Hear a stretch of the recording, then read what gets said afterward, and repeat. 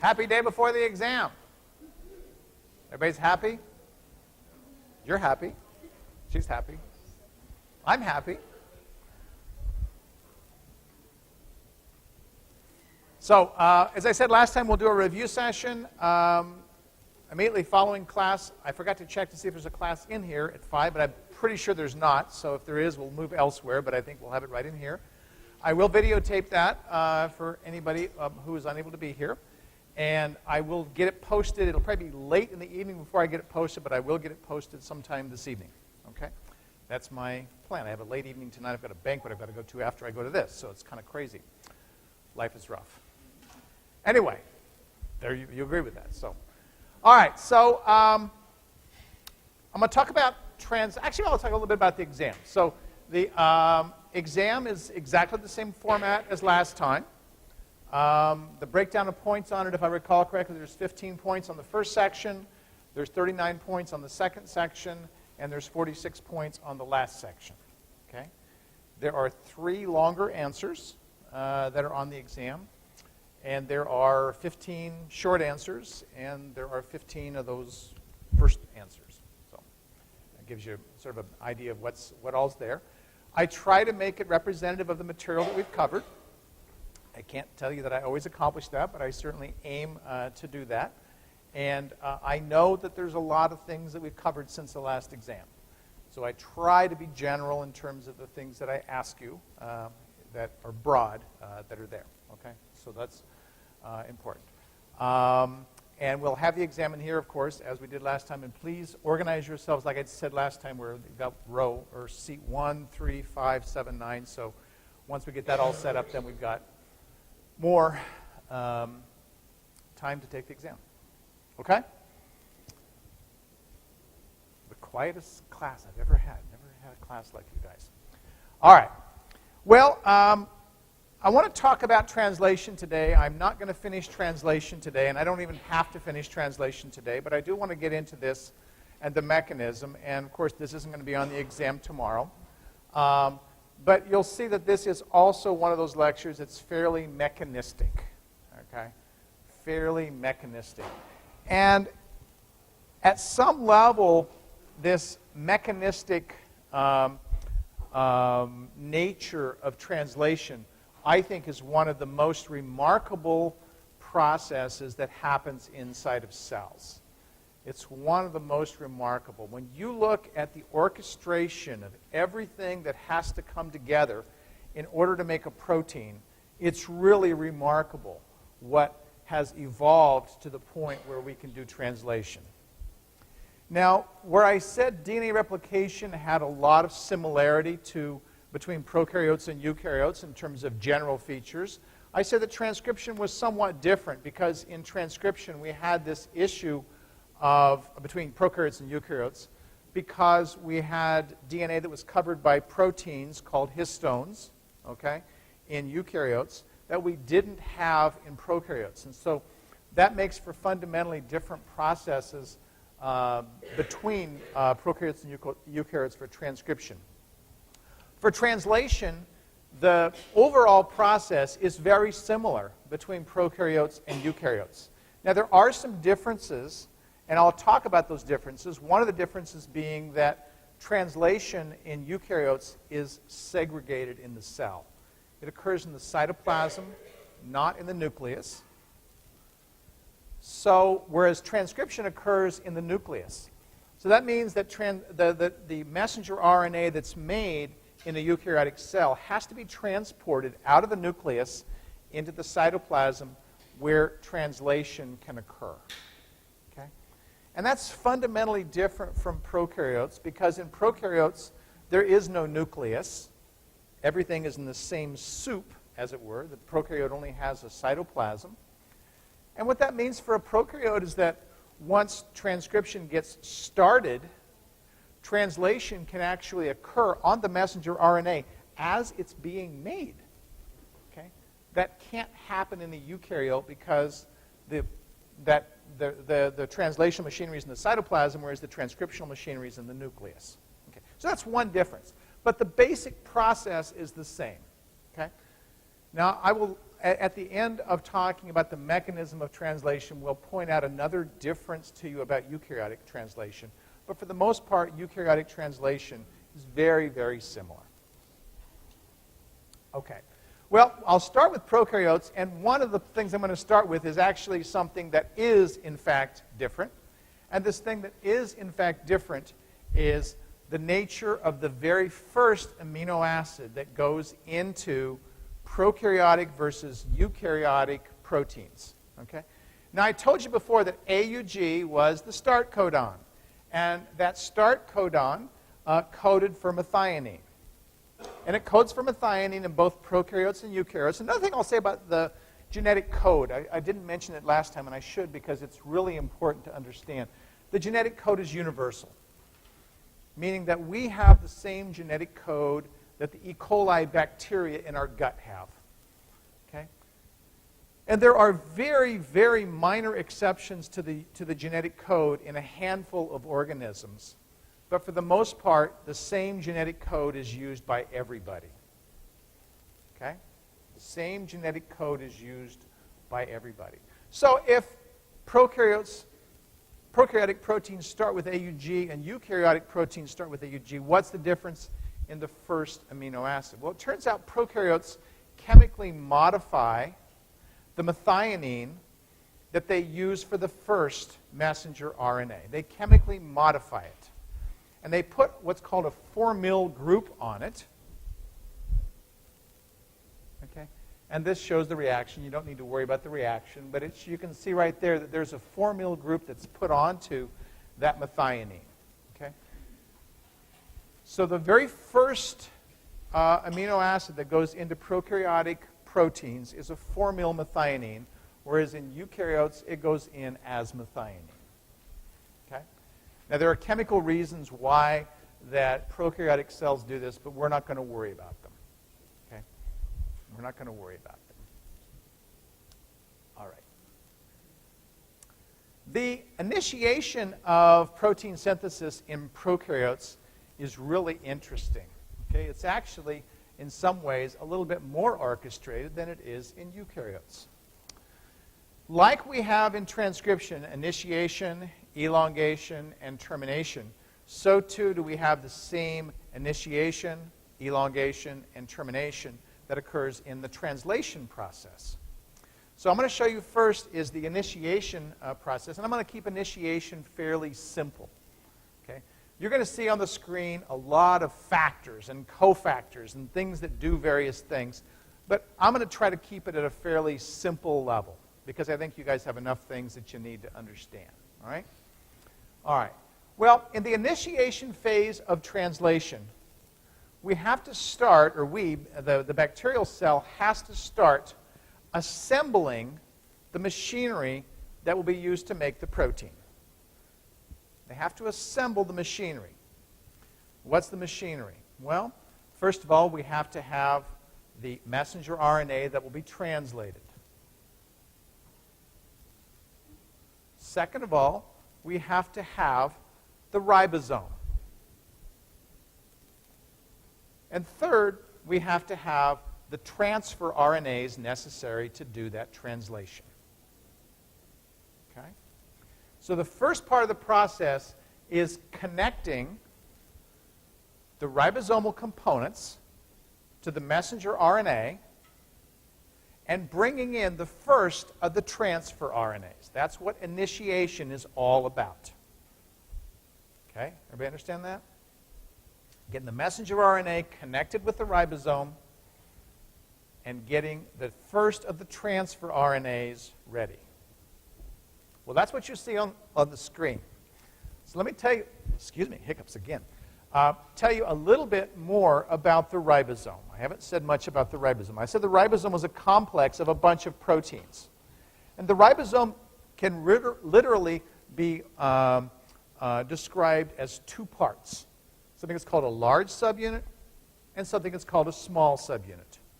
This is true in all cells, our cells, bacterial cells, etc. Okay? A small subunit and a large subunit. Okay? In bacteria, the small subunit is called the 30S subunit.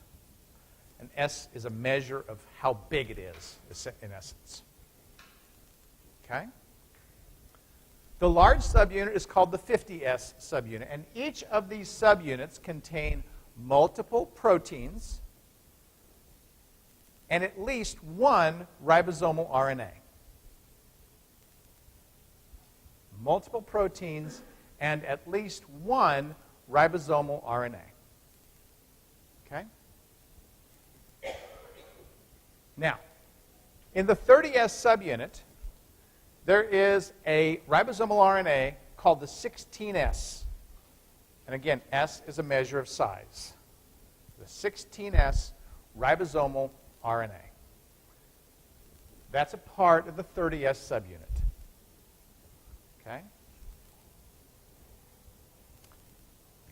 In this initiation phase, the 16S, I'm sorry, the 30S subunit is connected with the messenger RNA. This is accomplished by the interaction of what are called initiation factors. Here's the factors coming up that help this to happen. And we're not going to worry about the numbers. I will tell you that there are 3 of them. And they're numbered IF1, IF2, IF3, and I don't care if you know which one is which. Yes, Miriam. I'm sorry? The 30S subunit is connected to the 16S ribosomal RNA. What was that? And then I connect it to the messenger. You say messenger RNA? And then it gets connected to the messenger RNA.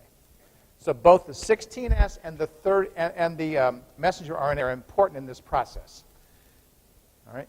So the connection is actually, as Alexandra said, the connection is to the messenger RNA. And they're connected by virtue of the fact that the 16S ribosomal RNA has a sequence on it that's complementary to a sequence on the messenger RNA. So they form base pairs. I'll repeat that. So the 30S subunit has a 16S ribosomal RNA, and that 16S ribosomal RNA has a sequence that's complementary to a sequence on the messenger RNA. So they form a base pair. Everybody understand that? And you can see that sort of happening right here. Okay? This sequence on the messenger RNA has a name. It's a name you should know. It's called the Shine-Dalgarno Sequence. It's spelled right there, Shine-Dalgarno. Okay? It's a fairly short sequence. I'll tell you the sequence, but you don't need to know it. It's GGAGG. Okay? Which means that there's a sequence within the 16S that's a CCUCC, right? Because it's complementary to it. And those form a base pair. Now, why does that have that? The reason that that has that is by virtue of the fact that when this base pair region forms, the proper orientation of the messenger RNA occurs within the small subunit. The proper orientation. So this is helping to align the messenger RNA for the place that it needs to be. Everybody with me? Yeah.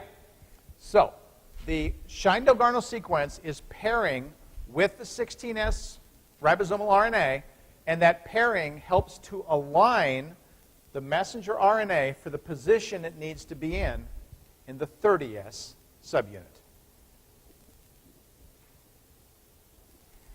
All right. We've now properly aligned the messenger RNA with the 30S subunit. The last step in the the next to last step in the initiation phase is to bring in the large subunit. The large subunit comes in.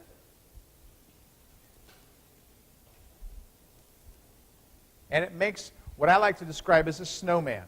A snowman has a big snowball and a smaller snowball, right? Usually has a head snowball as well. We don't have a head snowball, but we have a big snowball and a smaller snowball. The smaller snowball being the small subunit, the bigger snowball being the bigger subunit. Okay? In between those two subunits is that messenger RNA. It's not shown very well here, but in between those two subunits is the messenger RNA. There's one last thing that has to happen, and then we're done with initiation. And the last thing that happens is the initiator, tRNA, that has that formyl-methionine comes in and forms a base pair with the AUG. And that's what you see right here. Base pair between the tRNA and the AUG in the codon.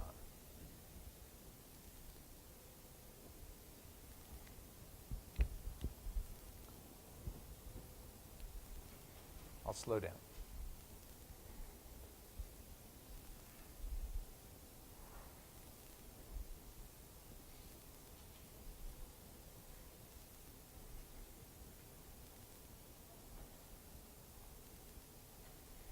Everybody got that? A lot of stuff there, right? I told you it was mechanistic. Okay. These initiation factors that help this all to happen, what they're doing is they're helping with this assembly process. As I said, there are 3 of them. And there's something that and we'll see this later in the next step of the process as well. There's something that we refer to as G proteins. G, the letter G. And they're called G proteins because they carry and use guanine nucleotides.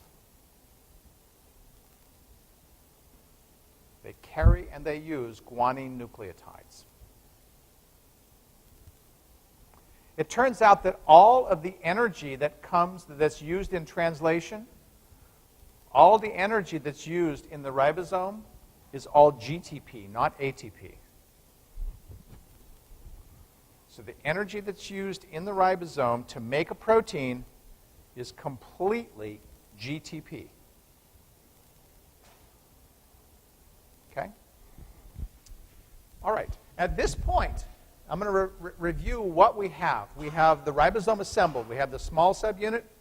We have the large subunit.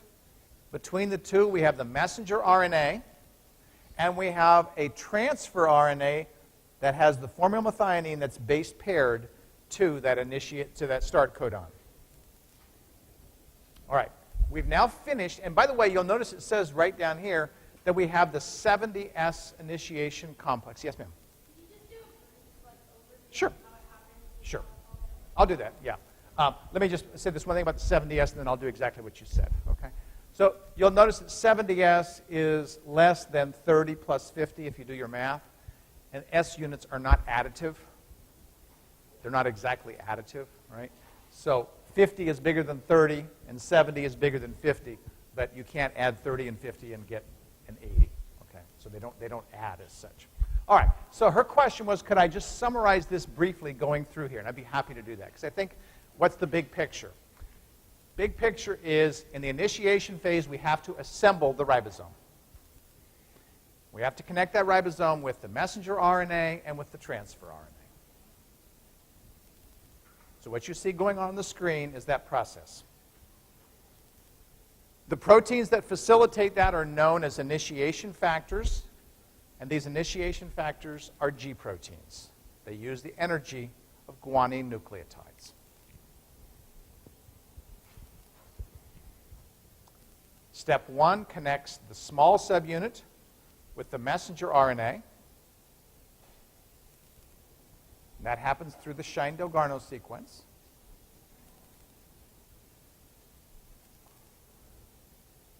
The next step in the process brings in the large subunit to make the Snowman structure. The last step of the initiation phase brings in the formyl-methionine transfer RNA, and the anti-codon of it pairs with the codon of the messenger RNA. Okay? Okay, good. All right. I know mechanisms are no fun. There's the Shine-Dalgarno sequence, and like the promoter, you see it's not a perfect, all right? But the sequence, this is looking at the sequence in the messenger RNA, there's a GG. GGA, GG. That's the most common representation of the sequence that you see in the Shine-Dalgarno. And there's the complementary sequence in the 16S ribosomal RNA. And there's the CC-UCC that's right there. Okay. Yes, ma'am?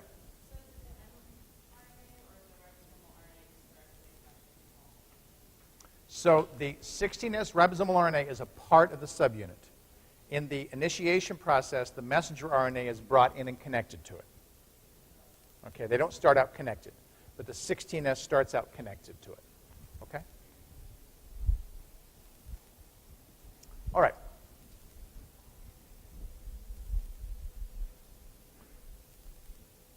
Elongation. This is not a good figure, unfortunately. It's a little small. Okay. In the process of elongation, this is where the protein is being made. All right? So if I'm going to make a protein, what am I going to do? I'm going to connect one amino acid to the next amino acid to the next amino acid to the next amino acid. That's what's happening in elongation. Now, because we've got everything set up in the initiation phase, elongation actually goes reasonably well. All right? Let me orient you to what we're looking at. Here's the Snowman structure. The large subunit is actually right there. The small subunit is right there. Kind of upside down for Snowman, right?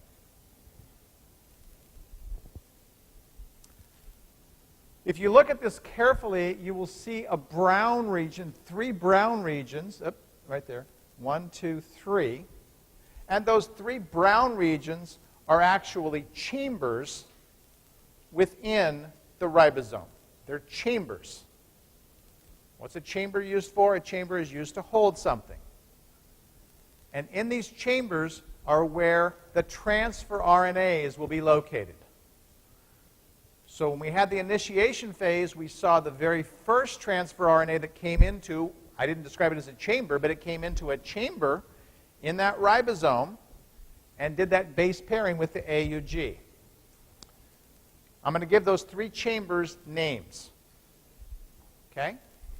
The chambers, starting from right to left, are known as the A site is what they're called. The A site, the P site, and the one on the far left is the E site. E stands for exit. That's where it goes away.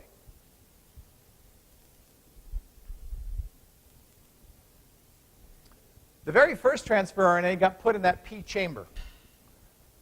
It's the only one that comes into the P chamber. All of the others come into the A chamber, or the A site.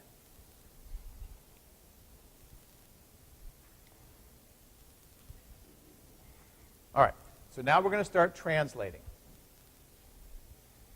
If we look at what's up here, we can see that there's the messenger RNA, there's the first codon, AUG, and there's a transfer RNA that's attached to it, that's base paired to it.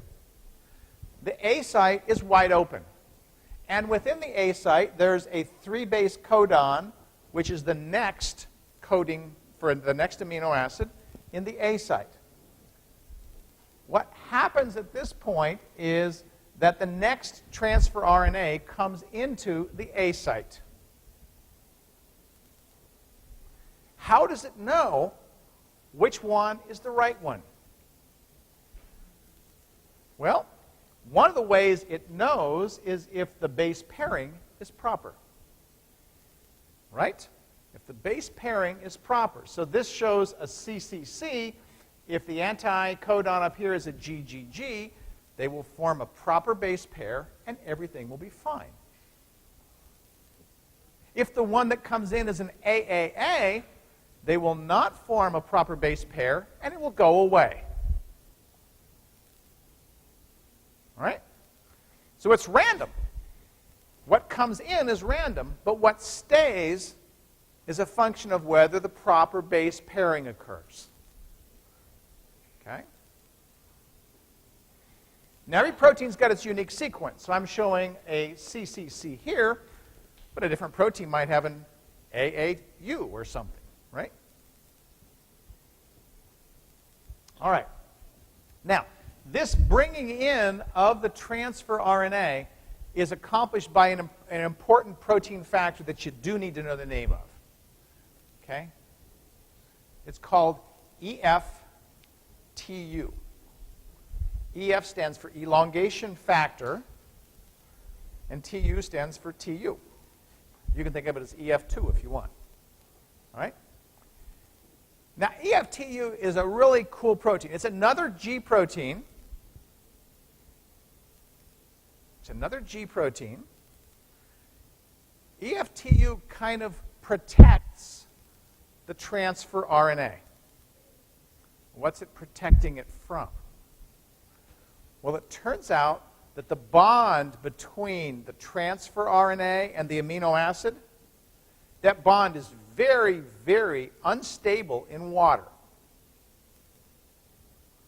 So what EF-TU is doing is it's covering up that bond so that water doesn't get a chance to come in and break it. That's one thing that EF-TU is doing. Second thing that yes, question. The bond between the amino acid and the transfer RNA. That bond is very unstable in water. So as soon as that bond is formed, what happens is EF-TU comes in and grabs a hold of it. EF-TU sounds like it's a pretty important protein because it's got to protect every transfer RNA in the bacterial cell. And it is. EF-TU is the most abundant protein that's found in E. coli. The most abundant protein that's found in E. coli.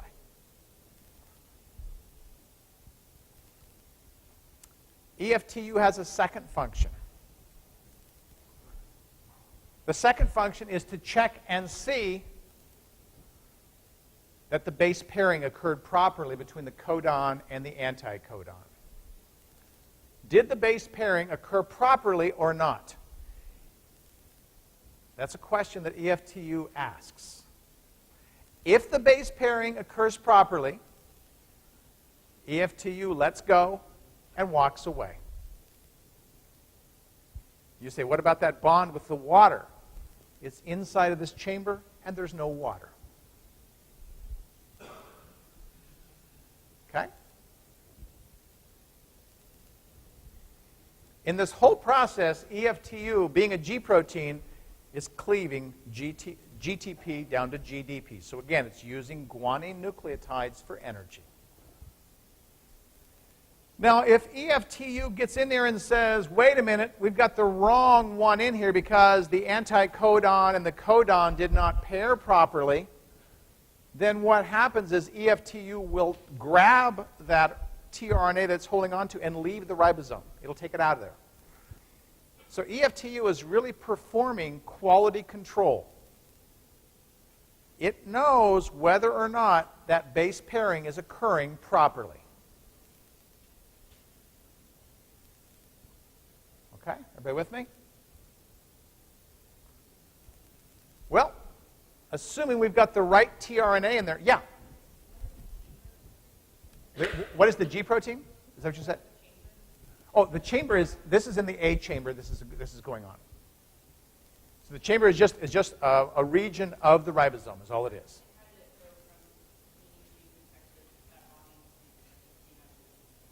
So it's actually, when this thing comes in, it's in the chamber. So in other words, EF-TU is bringing it in and leaving it, sitting there in that chamber. That's right. So once it leaves that chamber, the chamber doesn't have any water in it, so that the transfer RNA and the amino acid are fine. Okay. Well, now look at the situation that we have. We have two transfer RNAs here. We have the first one on the left. We have the second one on the right. And by the way, translation, like everything else, occurs only in the 5' to 3' direction. DNA synthesis occurred 5' to 3'. Transcription occurred 5' to 3'. And now translation is occurring 5' to 3'. And you know how we talked about the amino end and the carboxy end of proteins? The 5' end corresponds to the amino end. The 5' end corresponds to the amino end.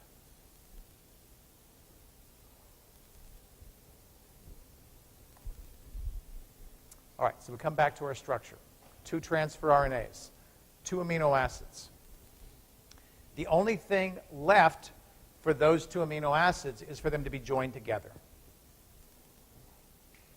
This involves the formation of a peptide bond, and you can see the peptide bond forming right there. There's the fmet. In this case, it's an alanine that it's being attached to. Okay? And the 2 end up being joined to the tRNA that's in the A site. That means the one that was sitting in the P site is now destined to just get out of there. We're almost done with the elongation. The next thing that has to happen is the ribosome has to slide down 1 more codon. It slides down 1 more codon to the right because it's moving 5' to 3', and you can see that happening right here. There's a new codon that's coming into the A site. We can see the previous tRNA, which has no amino acid on it, now is sitting in the E site, and it's going to exit. And this sliding down of the ribosome on the messenger RNA requires energy, and that comes from another G protein. And this is a very easy one to remember. It's called EFG. EF standing for elongation factor, and G standing for G. Elongation factor G. Good night. Well, now we can continue repeating this process over and over and over and over. At some point, the process will have to stop, and the place where the process stops is when a stop codon appears in the A site. So the elongation phase will keep repeating and repeating and repeating until a stop codon appears in the A site. All right? When that happens, we're in the termination phase. And you'll like what I'm going to do to the termination phase. Okay? In the termination phase, okay, the appearance of a stop codon in the A site means that there's no transfer RNAs that are going to be complementary to it. The ribosome sits there and spins its wheels. Eventually, something called a release factor will enter the A site, and it will do 2 things. One is, the last one it will do is it will basically take everything apart.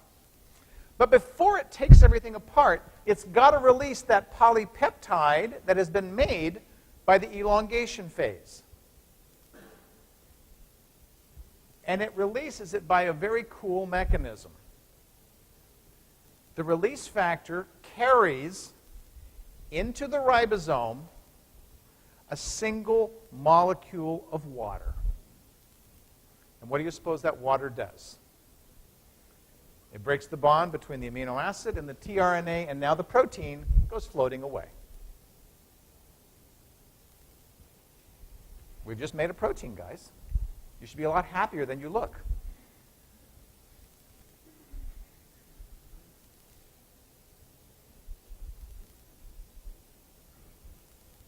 Questions? How about some caffeine? It's like everybody could use a dose of caffeine here, right? Yes?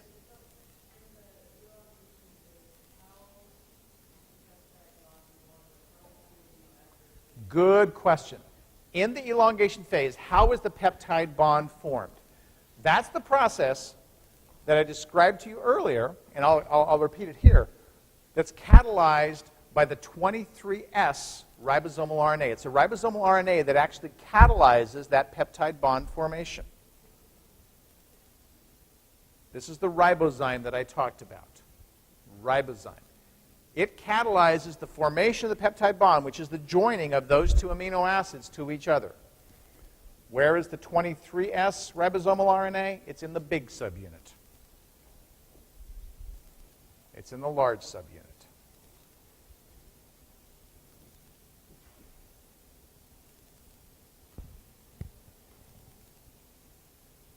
Other questions?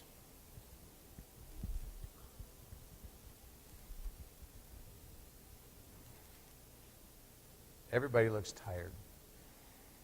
You guys tired? Do you want to stop here? Okay.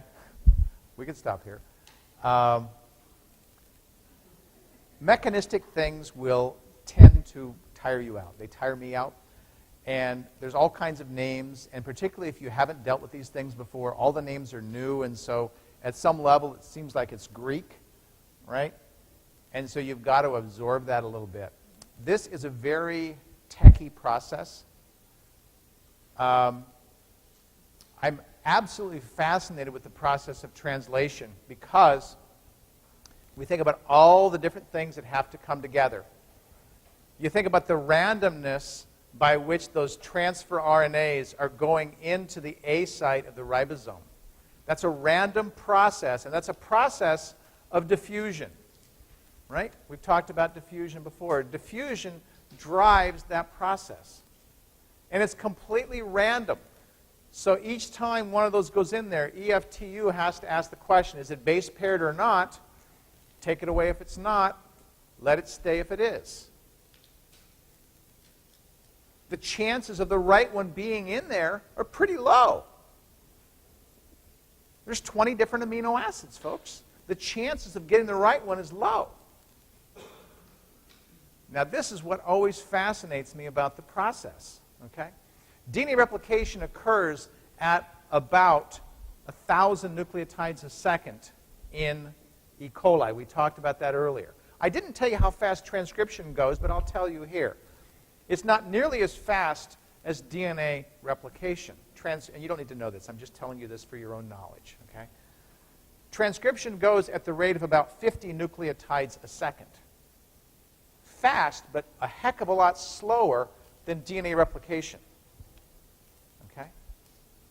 Translation occurs at just about the same rate as transcription, meaning that it's sliding along that messenger RNA at the rate of about 50 nucleotides a second. And if there's 3 codons for each amino acid, that means that this process is moving along at the rate of 15 to 20 amino acids per second. That includes all of the ones that come in and aren't right and get pulled back out. That's pretty remarkable. It tells us again, we've been reminded about it before, but it tells us again that at the nanoscopic level, the world is very different than the world we see out here. Okay? These things are happening very, very rapid timescales over these very, very short distances that we have in the process of diffusion. Pretty cool. All right. Since everybody's tired, I'm not going to do more new stuff at this point. All right?